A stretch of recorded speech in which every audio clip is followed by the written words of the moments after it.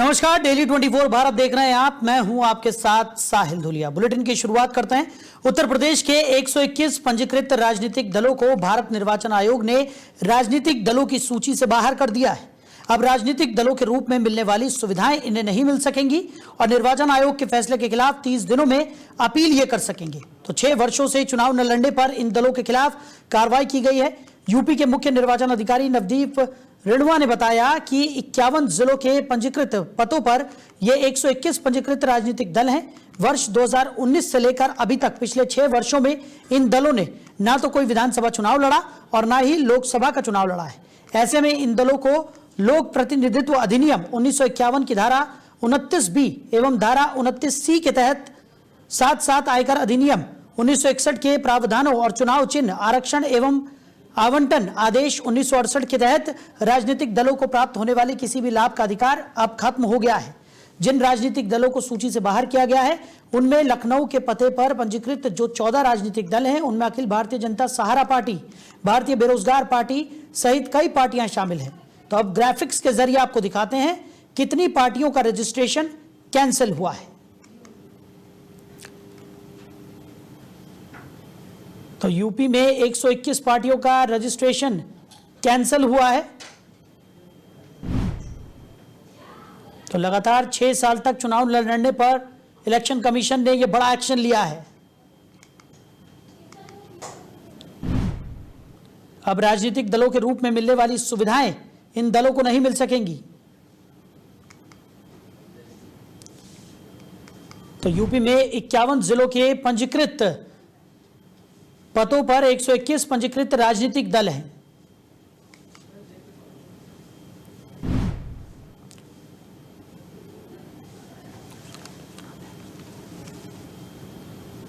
तो कौन सी पार्टी का रजिस्ट्रेशन कैंसिल हुआ है ये भी आपको बता दें। इसमें अखिल भारतीय जनता सहारा पार्टी, भारतीय बेरोजगार पार्टी, भारतीय ग्रामीण दल,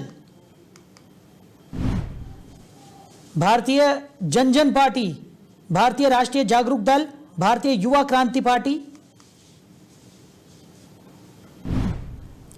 देशवादी पार्टी, हिंद साम्राज्य पार्टी, हिंदुस्तानी आवाम पार्टी,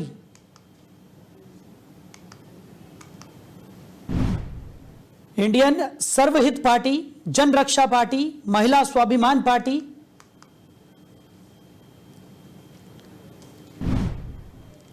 राष्ट्रव्यापी जनता पार्टी और राष्ट्रीय जनप्रिय पार्टी शामिल हैं।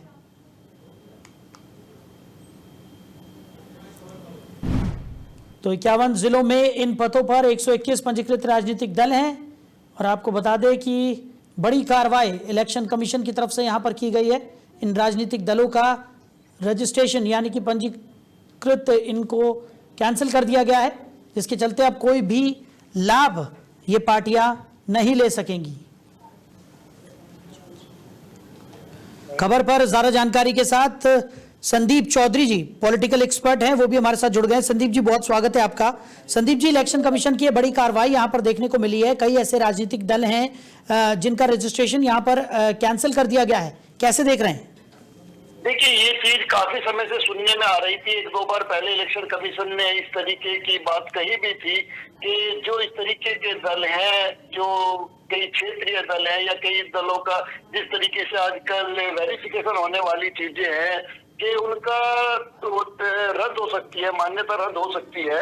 तो अभी देखिए आगे किस तरीके का प्रोसेस होता है, कौन लोग कोर्ट में जाते हैं, कौन लोग नहीं जाते, क्योंकि बहुत सारे दल ऐसे थे जो डेड पड़े हुए थे और यहाँ तक के आरोप लग रहे थे, यहाँ तक के इनपुट मिल रहे थे कि कुछ लोगों ने ऐसे राजनीतिक दल बना करके और वो पैसे को जो ब्लैक मनी है, ब्लैक मनी को व्हाइट मनी में कन्वर्ट करते हैं। अच्छा संदीप जी, जिस तरीके से 30 दिन का समय यहाँ पर दिया गया है अपील करने के लिए कोर्ट में, और जैसा जिक्र आपने भी किया, साथ ही साथ लेकिन इलेक्शन कमीशन की ये काफी बड़ी कार्रवाई इसको माना जा रहा है। जिस तरीके से ऐसे कई राजनीतिक दल थे जो लगातार राजनीतिक लाभ तो उठा रहे थे, लेकिन ना ही विधानसभा चुनाव में और ना ही लोकसभा चुनाव में उनकी संलिप्तता यहाँ पर देखने को मिली है कई सालों से। जी बिल्कुल, ये बहुत जरूरी था मेरे ख्याल से, क्योंकि अगर आप देश में ट्रांसपेरेंसी चाहते हैं और आप ब्लैक मनी पर और गलत धंधों पर रोक लगाना चाहते हैं तो समय समय पर इस तरीके की कार्रवाई होनी चाहिए। और मैं ये मानता हूँ कि जो भी वैध दल हैं वही अब आपके सामने रह जाएंगे। जो भी ऐसे अवैध कारोबारी थे जो राजनीतिक दल बनाकर काम कर रहे थे उनकी चीजों पर लगाम लगेंगे और वो कहीं ना कहीं बेपर्दा भी होंगे, लोगों के सामने भी आएंगे। बिल्कुल। और संदीप जी, जिस तरीके से, क्योंकि उत्तर प्रदेश की अगर हम खास तौर पर बात करें, 121 ऐसी पार्टियां हैं जिनका रजिस्ट्रेशन कैंसिल किया गया है, यानी कि सबसे ज्यादा संख्या जो है वो उत्तर प्रदेश से ही निकलकर सामने आई है। देखिए, उत्तर प्रदेश एक बड़ा स्टेट है और इसमें भी कोई मुझे हिचक नहीं है कहने में कि उत्तर प्रदेश में कई अवैध धंधे और कई पार्टियों के पीछे से गलत काम हो रहे थे।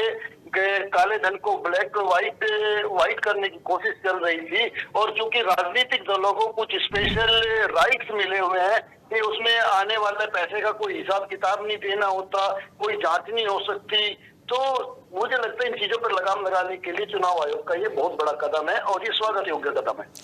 ठीक है। एक तरफ संदीप जी जहां इस कदम की सराहना भी हो रही है, तो दूसरी तरफ लेकिन काफ़ी ज़्यादा खलबली भी देखने को मिल रही है, क्योंकि राजनीतिक दलों में काफ़ी ज़्यादा खलबलियाँ यहाँ पर मच गई है। जिस तरीके से 121 ऐसे दल हैं जो अभी तक तो काफ़ी सारा फायदा यहाँ पर उठा रहे थे, लेकिन अब उनको वो राजनीतिक लाभ नहीं मिल सकेगा इस फैसले के बाद।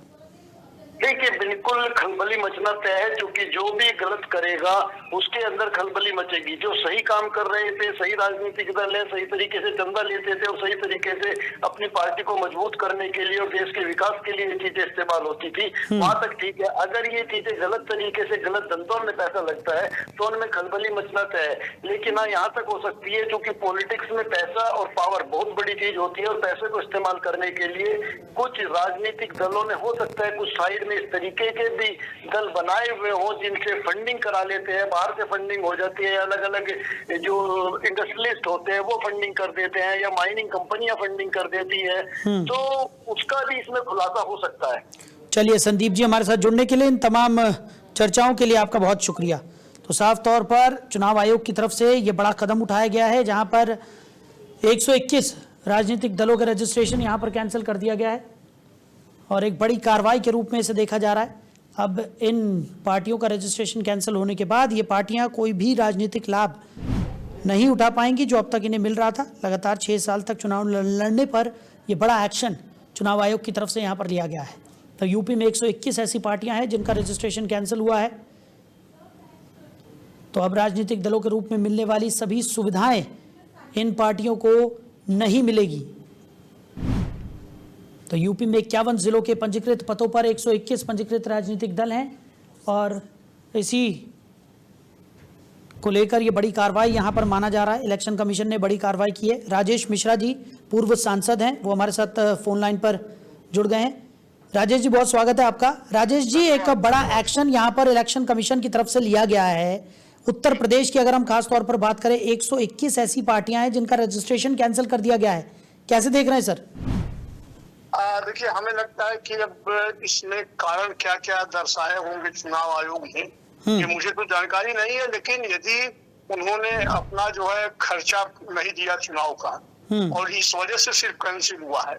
जी राजेश जी, एक और बड़ा कारण जो है वो चुनाव आयोग ने ये बताया है कि पिछले 6 साल से ये राजनीतिक दल जो थे, ना ही इन्होंने किसी विधानसभा चुनाव में और ना ही किसी लोकसभा चुनाव में अपनी सक्रिय भूमिका यहाँ पर दर्शाई है और यही वजह है कि अब जो राजनीतिक दल के रूप में इनको तमाम तरीके की सुविधाएं मिल रही थी वो ना मिले। इसको लेकर इलेक्शन कमीशन ने बड़ा फैसला ले लिया है। अब हमें सही समझ में आ रहा है कि चुनाव आयोग ने कैसे ये स्पष्ट कर लिया कि चुनाव में इन राजनीतिक दलों की कोई सक्रिय भूमिका थी या नहीं थी। इन्होंने कैंडिडेट उतारे या नहीं उतारे, कैंडिडेट उतारे तो कै प्रतिशत उतारे, कहीं चुनाव लड़े या नहीं लड़े, या किसी दल को सहयोग किया या नहीं किया। इन चीजों का आकलन हमें लगता है कि चुनाव आयोग को करना चाहिए और इस कार्रवाई के पहले विधिवत नोटिस देनी चाहिए थी सारे राजनीतिक दलों को कि आप जो है इस समय तक इनकम अपना खर्चा जमा कर दीजिए, या और भी जो कारण बताए जा रहे हैं कि इन्होंने सक्रिय भूमिका नहीं निभाई या कैंडिडेट नहीं खड़ा किए। ठीक है, तो इसके लिए भी चुनाव आयोग को टाइम देना चाहिए था। निर्णय तो चुनाव आयोग को लेना है, जो उचित समझा होगा, जो उन्हें लगा होगा कि जो लीगल है उसका निर्णय लिया होगा। चलिए राजेश जी, हमारे साथ जुड़ने के लिए, इन तमाम चर्चाओं के लिए आपका बहुत शुक्रिया। तो चुनाव आयोग का ये बड़ा फैसला, कई राजनीतिक दलों का रजिस्ट्रेशन यहाँ पर कैंसिल कर दिया गया है। अब राजनीतिक दलों के तौर पर मिलने वाली सुविधाओं का लाभ ये राजनीतिक दल नहीं ले पाएंगे। 121 ऐसी पार्टियां हैं जिनका रजिस्ट्रेशन चुनाव आयोग ने उत्तर प्रदेश में कैंसिल कर दिया है। तो सालाना ऑडिट अकाउंट जमा नहीं करने पर यह कार्रवाई हुई है। साथ ही साथ चुनाव आयोग की तरफ से यह भी कहा गया है कि पिछले 6 सालों से इनकी कोई सक्रिय भूमिका नहीं रही। कांग्रेस की तरफ से राज शर्मा हमारे साथ ज्यादा चर्चा के लिए जुड़ गए। राज जी, बहुत स्वागत है आपका। राज जी, ये बड़ी खबर निकलकर सामने आ रही है और चुनाव आयोग ने बड़ा एक्शन यहां पर लिया है 476 देश भर में, और उत्तर प्रदेश की अगर हम बात करें तो 121 ऐसी पार्टियां हैं जिनका रजिस्ट्रेशन कैंसिल कर दिया गया है। कैसे देख रहे हैं इस कदम को आप? ये बेकार की बात है। ये सिर्फ ध्यान भटकाने के लिए कर रहा है चुनाव आयोग। ये जो जिन पार्टियों का रजिस्ट्रेशन वो ये कैंसिल कर रहे हैं वो कोई ज्यादा महत्वपूर्ण पार्टियां नहीं है। वो छोटी छोटी पार्टियां, मान लो आप में भी रजिस्ट्रेशन करा लें, और जो लोग विधानसभा का 4-4, 5-5 बार से विधानसभा लोकसभा कोई चुनाव नहीं लड़े, तो ये वो पार्टियों के रजिस्ट्रेशन को नल एंड वाइट कर रहे हैं। और ये इसीलिए कि इस वक्त ये इसका ध्यान भटकाना चाहते हैं कि जो वोट चोरी पे ये संलिप्त है उन चीजों से पब्लिक का ध्यान भटक जाए, इसलिए कर रहे हैं। कोई इससे किसी को कोई फर्क पड़ने वाला नहीं है कि रजिस्ट्रेशन उनका खारिज कर दिया। चुनाव नहीं लड़े, वो रजिस्ट्रेशन खारिज है। इसमें क्या दिक्कत है? मैं नहीं समझता कि ये कोई चुनाव आयोग बहुत अच्छा देश के हित में काम कर रहा है। ये सिर्फ अपने हित में कर रहा है जो भी कर। लेकिन राज जी, चुनाव आयोग की ये दलील है, उनका तो साफ तौर पर ये कहना है कि कई ऐसी ये जो पार्टियां थी जो लगातार राजनीतिक लाभ यहां पर ले रही थी, लेकिन अब इस रजिस्ट्रेशन कैंसिल कर देने से ये उन राजनीतिक लाभों से वंचित हो जाएंगी और इसका फायदा जो बाकी के दल हैं उनको जरूर मिलेगा। नहीं, बात किसी को नहीं है, वो तो ठीक है। ये तो है ही ना कि कहीं पे मान लो हम 5 लोग हैं कमरे में और मैं अपनी पार्टी बना लूं, तो यानी कि मेरा वोट तो आपको मिलेगा नहीं। हाँ। वो तो एक अलग चीज हुई, वो मैटर इतना नहीं करता, इतना खास नहीं है। बात सिर्फ इतनी है कि जो 400-500 रजिस्ट्रेशन जो नल एंड वाइट कर रहे हैं उसमें ऐसी कौन सी पार्टी है जो इलेक्शन लड़ी है? पिछले 5-10 इलेक्शन नहीं लड़ी है, वो ही कर रहे हैं ये लोग कैंसिल। ये सब बेकार की बात है। ये मुद्दाहीन बात है। ये इतना बड़ा काम नहीं कर दिया चुनाव आयोग ने कि चुनाव आयोग के लिए एक ताली पीटी जाए। चुनाव आयोग पहले जो मेन चीज चल रही है वोटों का, उस पर ध्यान दे, वो शिकायतों को दूर करे, तो शायद देश के लिए कुछ हितकारी हो सकता है। चलिए शर्मा जी, हमारे साथ जुड़ने के लिए और इन तमाम चर्चाओं के लिए आपका बहुत शुक्रिया। तो चुनाव आयोग ने ये बड़ा कदम यहाँ पर उठाया है। उत्तर प्रदेश की बात करें, 121 ऐसी पार्टियां हैं जिनका रजिस्ट्रेशन कैंसिल कर दिया गया है। इनमें कई ऐसे राजनीतिक दल हैं जो पिछले 6 सालों से ना ही विधानसभा चुनाव और ना ही लोकसभा चुनाव में कोई सक्रिय भूमिका यहाँ पर निभा रहे थे, और इसी का हवाला देते हुए चुनाव आयोग ने ये बड़ा कदम लिया है। चलिए आगे बढ़ते हैं। आगरा शहर के थाना सदर के सेवला चौराहे पर रविवार को हिंदू संगठनों द्वारा एक अनोखे विरोध प्रदर्शन का आयोजन किया गया। तो प्रदर्शनकारी धीरेन्द्र शास्त्री के समर्थन में नारे लगाते हुए बरेली के मौलाना शहाबुद्दीन के बयान का विरोध कर रहे थे। तो प्रदर्शन की शुरुआत मौलाना शहाबुद्दीन के पोस्टर को सड़क पर चिपकाने और उसका शुद्धिकरण करने के साथ हुई। इस दौरान पोस्टर पर गाय का गोबर और गौमूत्र का प्रयोग किया गया, जिससे प्रदर्शनकारियों ने धार्मिक और सांस्कृतिक मान्यताओं के अनुसार प्रतीकात्मक रूप में प्रयोग किया। हिंदू संगठनों ने धीरेन्द्र शास्त्री के समर्थन में जोरदार नारे लगाए और मौलाना के बयान को समाज विरोधी बताया। तो प्रदर्शन के दौरान पोस्टर को आग लगाई गई और शोर शराबे के बीच विरोध प्रदर्शन जारी रहा। प्रदर्शन में उपस्थित नेताओं ने कहा कि यह कार्रवाई किसी व्यक्ति के खिलाफ नहीं बल्कि उनके विवादित बयानों के विरोध में की गई है। उन्होंने स्थानीय प्रशासन से मांग की है कि ऐसे बयान समाज में भाईचारे और धर्मनिरपेक्षता को नुकसान पहुंचा सकते हैं, इसके लिए उन पर कानूनी कार्रवाई होनी चाहिए। तो स्थानीय नागरिकों ने कहा कि यह विरोध शांति और अनुशासन के साथ आयोजित किया गया, हालांकि आसपास के क्षेत्रों में ट्रैफिक प्रभावित हुआ। इस प्रदर्शन ने आगरा में धार्मिक और राजनीतिक सक्रियता की एक नई छवि पेश की है, जो कि धार्मिक भावनाओं और नेताओं के बयानों के प्रति आम जनमानस की प्रतिक्रिया को दर्शाता है। तो सेवला चौराहे पर हिंदू संगठनों ने प्रदर्शन किया। धीरेन्द्र शास्त्री के समर्थन में जमकर नारेबाजी करते हुए प्रदर्शनकारी नजर आए। प्रदर्शनकारियों ने जोरदार नारे लगाए और विरोध के बाद मौलाना शहाबुद्दीन के पोस्टर में आग भी लगाई गई।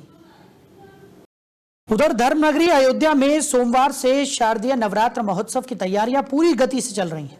नगर के विभिन्न कार्यशालाओं में कोलकाता सहित अन्य राज्यों से आए अनुभवी मूर्तिकार देवी देवताओं की मूर्तियों को अंतिम रूप देने में जुटे हैं।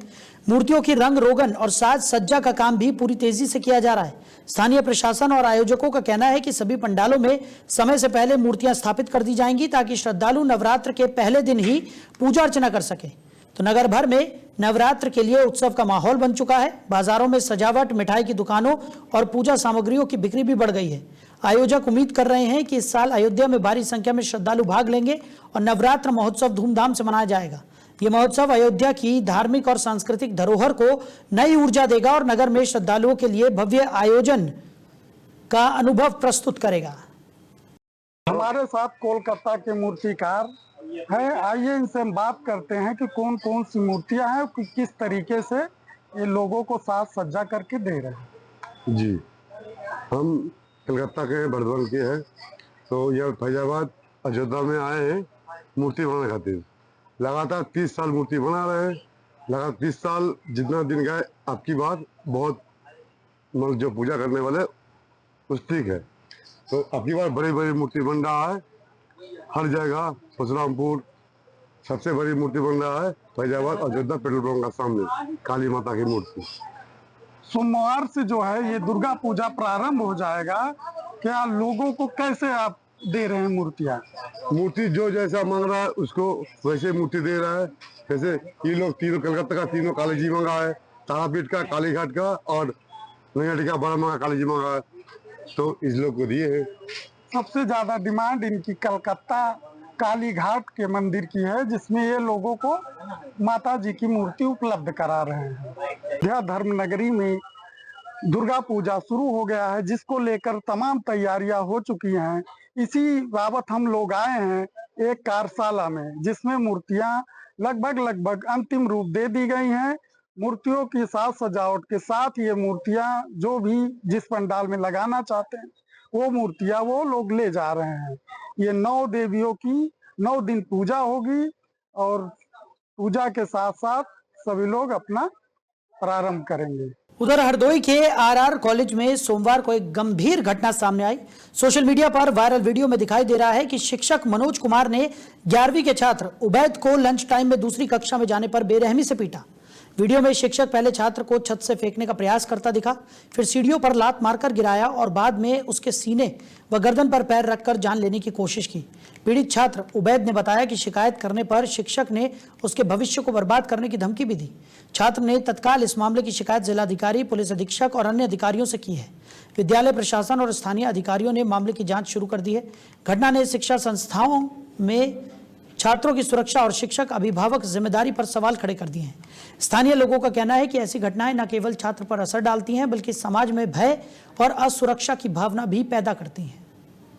टीचर ने देखा, हमको बुलाया, रुको रुको रुको। हमने हाथ जोड़ के नमस्ते किया। सर ने बोला कि रुको रुको रुको। सर ने हम रुक गए, कान पकड़ा, 2-4 थप्पड़ मारे। हमने फिर हाथ जोड़े, हमने सर मार क्यों रहे हैं? फिर उन्होंने मारा, फिर रेलिंग के पास धक दिया गला दबा के। फिर हमने थोड़ी ताकत लगाई, लेकिन फिर उन्होंने गिरा के मारने लगे। दूसरे टीचर आ गए, उन्होंने भी लात घूंसों से मारा। फिर प्रिंसिपल को फोन किया गया, तो ऊपर सब टीचर आए। फिर उन्होंने गला दबा के मारते हुए ऑफिस तक लेके गए। फिर वहां मुर्गा बनाया, फिर लातों से मारा, फिर मुर्गा बनाया, फिर लातों से मारा, लेकिन मेरी कोई सुनवाई नहीं हुआ। ना प्रिंसिपल ने सुनी, ना किसी ने सुनी, और सीधे पुलिस को फोन करके बुलाने लगे। ना घर पे हमारे फोन किया गया, किसी को नहीं फोन किया गया। टीचर ने देखा, हमको बुलाया, रुको रुको रुको। उधर मुजफ्फरनगर में शनिवार को ऊर्जा मंत्री सोमेंद्र तोमर ने राम भद्राचार्य के विवादित बयान पर प्रतिक्रिया दी। मंत्री ने कहा कि राम भद्राचार्य जी विद्वान हैं और पश्चिम उत्तर प्रदेश की वर्तमान स्थिति पर उनका कथन सही और वस्तुनिष्ठ है। मंत्री सोमेंद्र तोमर आज जिला कलेक्ट्रेट पहुंचे, जहां मुख्यमंत्री योगी आदित्यनाथ द्वारा लॉन्च किए गए मिशन शक्ति 5.0 के उद्घाटन कार्यक्रम में वो शामिल हुए। उन्होंने कहा कि मिशन शक्ति में अब तक 4 चरण सफलतापूर्वक पूरे हो चुके हैं और महिलाओं की भागीदारी 2017 के बाद लगभग 2.5 गुना बढ़ गई है। उन्होंने जोर दिया कि उत्तर प्रदेश की संस्कृति में नारी शक्ति को देवी का दर्जा प्राप्त है और नवरात्रों के अवसर पर मिशन शक्ति के नए चरण का शुभारंभ किया जाएगा। मंत्री ने यह भी कहा कि राम भद्राचार्य समाज को दिशा देने का काम कर रहे हैं और उनके विचार समाज के लिए मार्गदर्शक है। देखिए, मैं उत्तर प्रदेश के यशस्वी मुख्यमंत्री पूज्य योगी आदित्यनाथ जी, जिनके द्वारा आज मिशन शक्ति 5.0 चरण का उद्घाटन किया गया है। 4 चरण पूरे होने के बाद मैं देश के यशस्वी प्रधानमंत्री जी का भी धन्यवाद दूंगा कि महिलाओं के लिए 33% आरक्षण के साथ महिलाओं की सहभागिता बढ़े और 2017 के बाद लगभग 2.5 गुना महिलाओं की सहभागिता उत्तर प्रदेश के अंदर बढ़ी है। मिशन शक्ति के रूप में सभी महिलाओं से जुड़े हुए, हमारी मातृशक्ति से जुड़े हुए इस चरण का अभियान नवरात्रों से शुरुआत की जाएगी। देखिए, मैं उत्तर प्रदेश के यशस्वी मुख्यमंत्री। तो अगली बड़ी खबर गाजियाबाद से है, जहां कुख्यात गैंगस्टर बलराम ठाकुर को पुलिस ने एनकाउंटर में मार गिराया है। बलराम ठाकुर अनिल दुजाना गैंग का सक्रिय सदस्य था और उस पर 50,000 रुपए का इनाम घोषित था। शनिवार देर रात गाजियाबाद की स्वाट टीम और क्राइम ब्रांच की संयुक्त कार्रवाई में यह एनकाउंटर वेव सिटी थाना क्षेत्र के अंडरपास पर हुआ। जैसे ही पुलिस को बलराम ठाकुर की मौजूदगी की सूचना मिली, एडीसीपी क्राइम पीयूष सिंह और स्वाट प्रभारी अनिल राजपूत के नेतृत्व में टीम ने उसे घेर लिया। पुलिस को देखते ही बलराम ने फायरिंग शुरू कर दी, लेकिन जवाबी कार्रवाई में वो मौके पर ही ढेर हो गया। तो बलराम ठाकुर पर कई संगीन मामले दर्ज थे। सिर्फ 2 दिन पहले ही उसने मदन स्वीट्स और एक लोहे के कारोबारी से लाखों की रंगदारी मांगी थी। वो लगातार व्यापारियों में दहशत फैलाकर गैंग के लिए अवैध वसूली करता था। पुलिस को उसकी लंबे समय से तलाश थी। तो गाजियाबाद पुलिस कमिश्नर जे रविंद्र गौड़ के कार्यकाल का यह पहला बड़ा एनकाउंटर बताया जा रहा है। पुलिस अधिकारियों का कहना है कि फुल एनकाउंटर था, जिसमें बदमाश को पूरी तरह निष्क्रिय कर दिया गया। उस पर हम लोगों ने मुकदमा दर्ज करके अपने जांच शुरू किया। हमारे क्राइम ब्रांच टीम उसमें लग गए, हमारे एडीसीपी क्राइम और क्राइम ब्रांच के प्रभारी और बाकी लोग उसमें काम करना शुरू कर दिया है। तो उनको आज इनपुट ये मिला है कि उस पर रंगदारी वसूलने के लिए इस रास्ते से वो आएंगे। हमारे टीम अलर्ट होके आए हैं पूरी तैयारी के साथ। अपराधियों ने जब पुलिस को देख के वो लोग भागने की कोशिश किए और पुलिस पीछे करना शुरू कर दिया, तो पुलिस पार्टी पे फायरिंग शुरू कर दिया। फायरिंग में हमारे पुलिस के व्हीकल में भी बुलेट्स लगे हुए हैं और पुलिस ने भी वार्निंग देते हुए उन पे फायरिंग शुरू की है और उधर से भी कुछ फायरिंग है। हमारे 3 कर्मचारी घायल हुए हैं और एक अपराधी को गोली लगी है, उनको उपचार ये तो हम अस्पताल पहुंचा दिए हैं। और इस अपराधी पे करीब तो फिलहाल इस बुलेटिन में मेरे साथ इतना ही। आप बने रहिए। नमस्कार।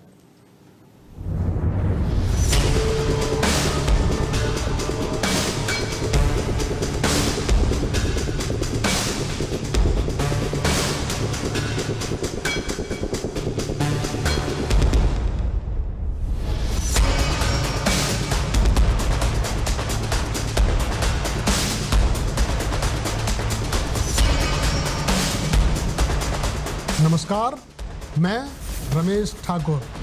जल्द ही डेली 24 भारत पर होगा हाई अलर्ट।